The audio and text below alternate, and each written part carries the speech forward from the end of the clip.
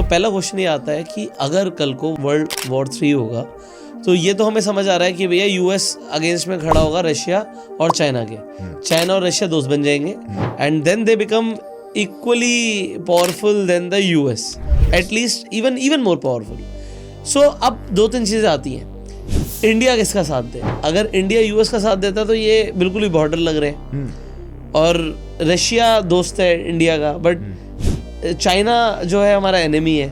तो इंडिया के लिए एक ऐसी सिचुएशन हो जाएगी कि वो न्यूट्रल भी नहीं रह सकता। If the situation becomes like a world war 3, then what do you think? India will choose US, Russia, और they will war against China, और व्हाट?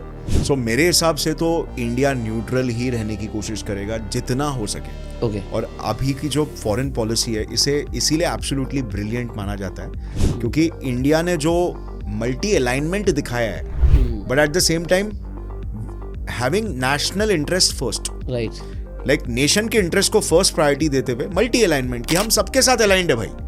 हम रशिया के साथ भी काम करेंगे, जहां पे उनको हेल्प चाहिए हम देंगे, हम उनको भी हेल्प करेंगे, और यूएस के साथ भी हम रिलेशंस बना के रखेंगे। किसी के साथ भी वो रिलेशन को तोड़ना नहीं चाहते, बट जब देश के ऊपर बात आती है तो वो वहां पे देश का स्टैंड लेने के लिए नहीं कतराते।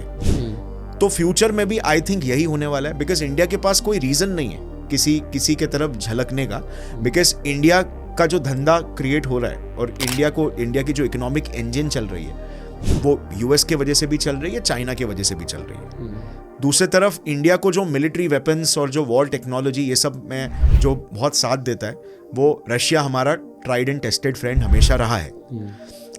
इजराइल के साथ भी इंडिया के रिलेशंस बहुत अच्छे हैं when it comes to weapon technology, और इजराइल के और यूएस के रिलेशंस बहुत अच्छे हैं। सो जहां तक मेरा मानना है कि इंडिया पूरी कोशिश करेगा कि वो किसी के साथ भी बायस ना हो और वो किसी के साथ भी जुड़े नहीं। ऐसा ही एक प्रेशर हमारे ऊपर डाला गया था रशिया यूक्रेन वॉर में भी, साइड्स चूज करने के लिए, क्योंकि वो नेटो का मामला था।